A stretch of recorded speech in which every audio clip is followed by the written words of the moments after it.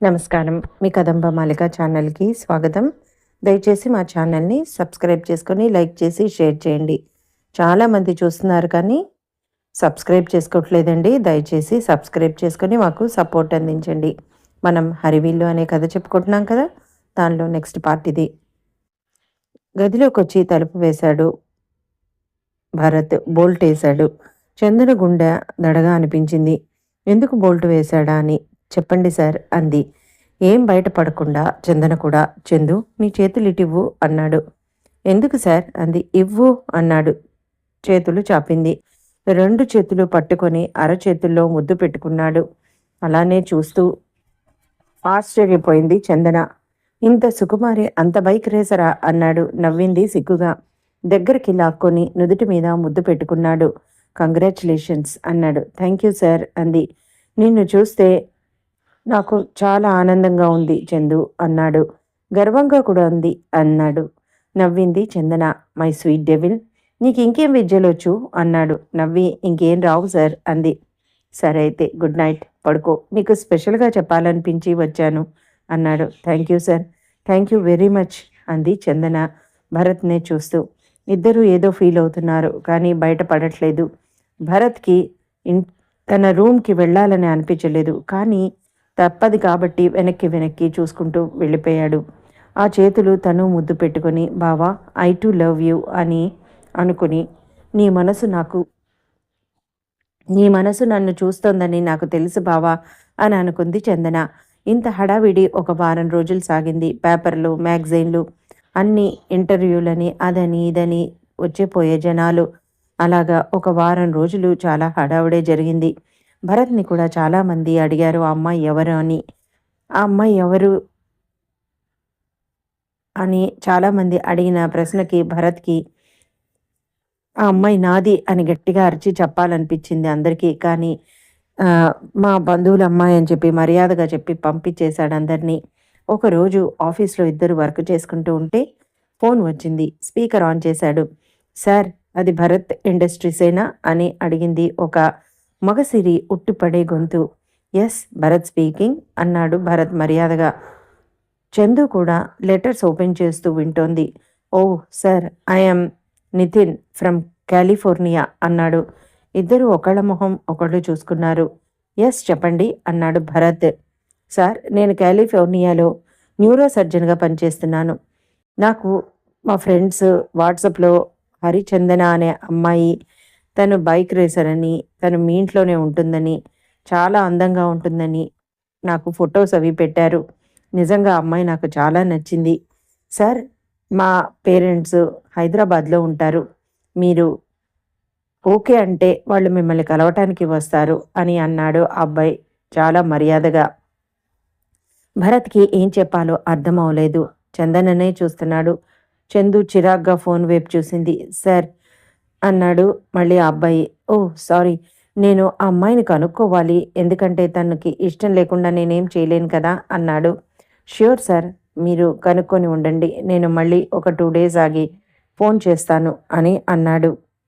ఆ భరత్కి ఇంకేం చెప్పాలో అర్థమవలేదు. Sir, we will meet again అని అన్నాడు అబ్బాయి. ష్యూర్ అన్నాడు భరత్. ఫోను పెట్టేశాడు అవతల అబ్బాయి. భరత్ చందన వైపు చూశాడు.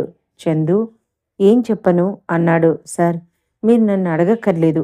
ఇలాంటివి ఎన్ని వచ్చినా సరే నో అనే సమాధానం చెప్పండి సార్. దీనిలో మీకేనా మీద ఫుల్ రైట్స్ ఇచ్చేస్తున్నాను అని చెప్పింది చందన. చందు, అది చాలా మంచి సంబంధంలా ఉంది. పోనీ నో సార్, నాకు పెళ్లి మీద ఇప్పుడే ఇంట్రెస్ట్ లేదు అని వెళ్ళబోతూ భరత్ దగ్గరికి వచ్చి, సార్ మిమ్మల్ని ఒక మాట అడగనా అంది. చెప్పు చందు అన్నాడు. భరత్కి కొంచెం దగ్గరగా వచ్చి నుంచొని, సార్ నేనంటే మీకు విసుగు కానీ కోపం కానీ వచ్చిందా అంది. భరత్ కుర్చీలోంచి లేచి నిల్చొని, అదేం ప్రశ్న చందు అన్నాడు. చెప్పండి సార్ అంది. నో, నాకు అలా రాలేదు, అలా ఎప్పుడు రాదు కూడా అన్నాడు. అయితే నాకు ఒక ప్రామిస్ చేయండి సార్ అంది. ఏంటది, ఏం ప్రామిస్ అన్నాడు. ఈ సెక్రటరీ పోస్టు నాకు లైఫ్ లాంగ్ ఇస్తానని, ఈ సీటు నాదే అని మాట ఇవ్వగలరా అన్నది చెయ్యి చాపి. చందు కళ్ళల్లోకి అలాగే చూసి చందు చెయ్యి తన చేతిలోకి తీసుకొని తన చెయ్యి ఆ చేతిలో వేశాడు. ప్రామిస్ అన్నాడు. సిగ్గుపడుతూ తలంచుకుంది. ఎవరైనా రాని, నా అంతట నేను నిన్ను తీయను. నీకు ఈ బాస్ మీద విసుగు పుట్టి వెళ్ళిపోతానరా బాబో అనని అనే వరకు అన్నాడు. అలా ఎప్పుడు జరగదు సార్ అంది చందన నవ్వుతూ.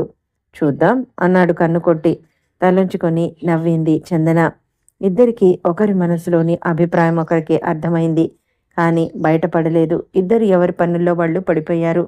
సాయంత్రం 7 గంటలైంది. ఇద్దరు ఇంటికి బయలుదేరి వచ్చారు. ఎదురుగా మేనత్త మాంచాల వచ్చి ఉంది. మరదలు మల్లిక కూడా ఉంది. హాయ్ బావా అంటూ భరత్ని చూడగానే వచ్చి భరత్ మెడ చుట్టూ చేతులు వేసి భరత్ని హత్తుకుపోయింది. హాయ్ అని నెమ్మదిగా అంటూ చేతులు తీశాడు మెడలో వేసినవి. ఏమత్తా ఎలా ఉన్నావు అన్నాడు. బాగున్నారా అని ఆవిడ చందనని చూస్తోంది. ఓ, ఈ అమ్మాయిని నీకు పరిచయం చేయలేదు కదూ, నా సెక్రటరీ అన్నాడు. చందన నమస్కారం అండి అంది. ఆవిడ ఈ అమ్మాయేనా మొన్న బండిలేవో నడిపింది అని అంది దేవకిని చూస్తూ. అవును అవును మంచాల, చాలా మంచిది, చాలా తెలివిగలది అని అంది దేవకి చందనని మురిపంగా చూస్తూ. ఆవిడ ముఖం ప్రసన్నంగా లేదు. చందన తన రూమ్ వైపుకు వెళ్ళిపోయింది. వదిన, వాడికి లేకపోతే నీకైనా బుద్ధుండక్కర్లేదా అంది మాంచాల. ఏమైంది మాంచాల అంది దేవకి. వయసులో ఉన్న పిల్లని ఇంట్లో పెట్టుకోవడం ఏంటి, అందులోనూ మగపిల్లలున్న ఇంట్లో అంది. వెళ్తున్న చందు ముఖం ఎర్రబడిపోయింది. దేవకి అంది, ఆ అమ్మాయి చాలా మంచిది మాంచాల, ఆ అమ్మాయి అలాంటిది కాదు అని అంది. ఏమో, ఎవరు ఎలాంటి వారో అంది ఆవిడ వ్యంగ్యంగా. ఆ మాటలకు భరత్కి, చందనకి, జైకి, అక్కడున్న విజ్జికి కూడా చాలా బాధ అనిపించింది. అందరూ విన్నారు. ఇద్దరు ఎవరి రూమ్స్లోకి వాళ్ళు వెళ్ళిపోయారు. భరత్, చందన. తర్వాత చందన బయటికి రాలేదు. భరత్కి అర్థమైంది. మల్లిక క్షణం వదలటం లేదు. భరత్ మనసంతా రూమ్లో ఉన్న చందన మీదే ఉంది. జైకి కూడా అలానే అనిపించింది. అంతకీ వెళ్ళి ఒకసారి పలకరించి కూడా వచ్చాడు జై. చందు రాలేదేంటి భోజనానికి అన్నాడు భరత్. ఆకలి లేదంట అన్నయ్య చెప్పింది అంది వత్సల. రాత్రి అందరూ పడుకున్నారు. 12:30 దాటిపోయింది. భరత్ బయటకు వచ్చాడు. ఇల్లంతా చాలా నిశ్శబ్దంగా ఉంది. అన్నం, కూర, పచ్చడి ప్లేట్లో వేసుకొని చందన రూమ్ వైపుకి వచ్చి తలుపు తట్టాడు. వచ్చి తీసింది. లోపలికి వచ్చి తలుపేసేశాడు. అన్నం తినడానికి రాలేదేంటి అన్నాడు. ఆకలి లేదు సార్. ఎందుకు? సమాధానం లేదు. అన్నం కలిపి నోట్లో పెట్టబోయాడు. వద్దు సార్ అంది. ఆడది తిడితే పడుతుంది, కొడితే కూడా పడుతుంది, అవమానిస్తే ఊరుకోదు అన్నాడు. తలెత్తి చూసింది చందన.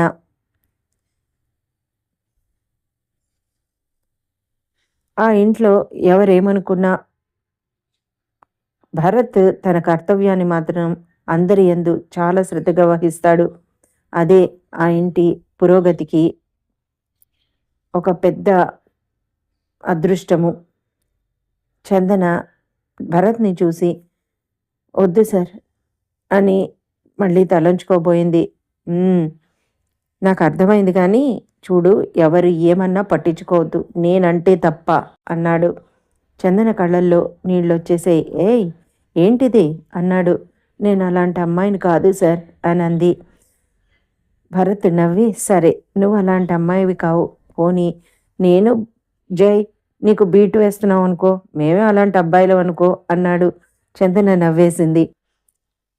అన్నం నోట్లో పెడుతుంటే వద్దు సార్ నేను తింటాను అంది. వద్దులే, రేపు నాకు కూతురు పుడితే ఎలా పెట్టాలో నాకు ప్రాక్టీస్ అవుతుంది అన్నాడు. నవ్వింది. నోరు తెరిచింది. చందనకి ముద్దలు పెడుతూ, చూడు చందు, ఈసారి నేను బ్రతిమలాడను, ఇంకోసారి ఇలా పెట్టను కూడా, పెద్ద శిక్ష వేస్తాను అన్నాడు. ఏంటి సార్ ఆ శిక్ష అంది నవ్వుతూ. చెప్పను అన్నాడు. చేయి పట్టుకొని చెప్పండి సార్ అంది. నేను అన్నం మానేస్తాను, అదే నీకు విధించే పెద్ద శిక్ష అని అన్నాడు. అమ్మో, అంత పెద్ద శిక్ష అంది. ఏ నచ్చలేదా అన్నాడు. నచ్చలేదు సార్, మీరు కడుపు నిండా తింటే మేమందరం బాగుంటాము అనంది. సరే, అలా అయితే నువ్వు ఇంకెప్పుడు అన్నం మానేకు, ఎవ్వరి మాటలు పట్టించుకోవద్దు. చూడు, ఎవరు ఏమన్నా సరే నేను అంటే తప్ప నీ మైండ్ దాకా, నీ మనసు దాకా ఏ మాట రానీకు అన్నాడు. నవ్వింది సార్. నవ్వింది చందన. ఓకే సార్ అని. గుడ్ నైట్ డెవిల్ అన్నాడు. అదేంటి స్వీట్ డెవిల్ కాదా అంది. కాదు, అలిగావుగా, అన్నం మానేసావుగా, అందుకని స్వీట్ డెవిల్ కావు, ఉత్తి డెవిల్వే అన్నాడు. సారీ సార్, ఇంకెప్పుడు అలగను అంది. అయితే స్వీట్ డెవిల్ వేలే అన్నాడు. నవ్వేసింది చందన తలంచుకొని. ఆ తర్వాత భరత్ వెళ్ళిపోయాడు. బావా, నేను అన్నం తినకపోతే నీకెందుకు? ఏంటి నీ అభిప్రాయం? చెప్పవు, అలా అని దూరంగా ఉండవు, అలా అని దగ్గరగాను ఉండవు. నేను నిన్ను కొట్టేస్తాను బావా అని అనుకుంది మనసులో.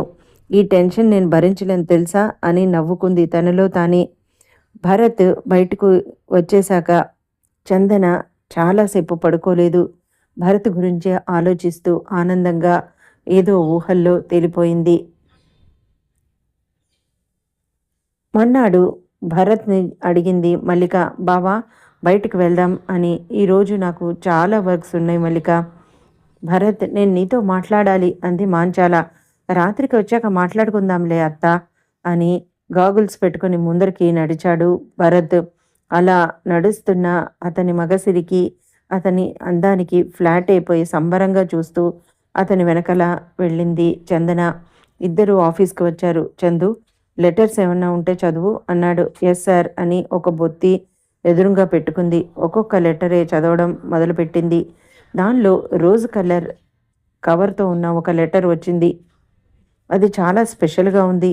సార్, ఇదేదో చాలా స్పెషల్గా ఉంది, లవ్ చదవమంటారా అని అడిగింది చందన.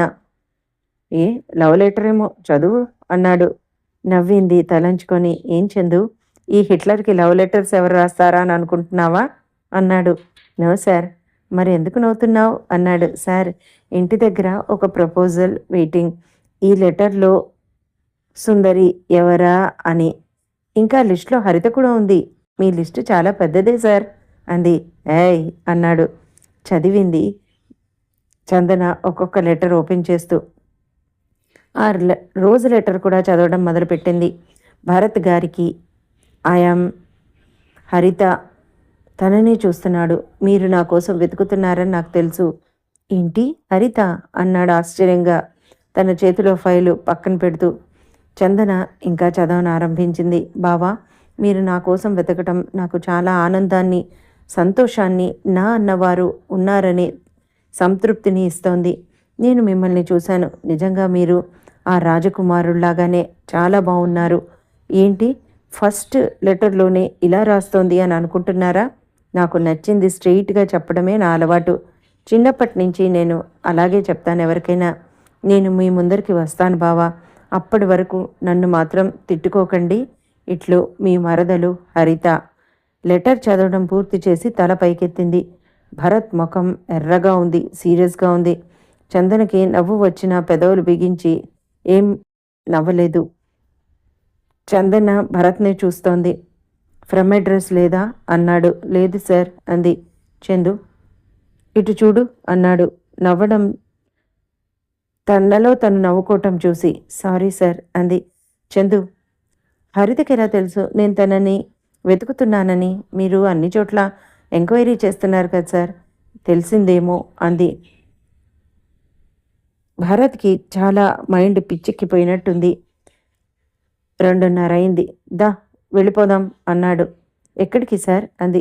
చెబితే కాని రావా అన్నాడు కోపంగా. చందన మారు మాట్లాడలేదు. భరత్ వెనకాల బయటికి వెళ్ళింది.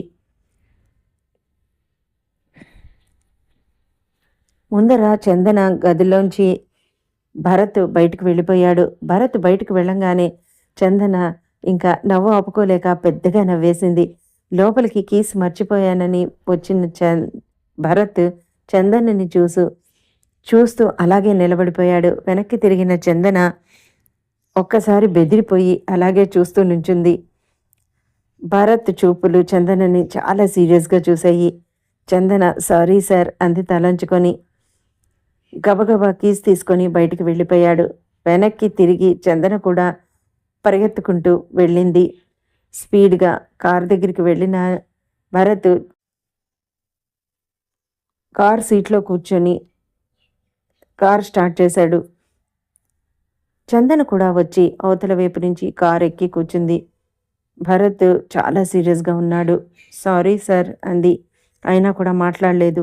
హోటల్కి వచ్చారు. లంచ్ ఆర్డర్ చేశాడు. మౌనంగా చూస్తూ కూర్చుంది చందన.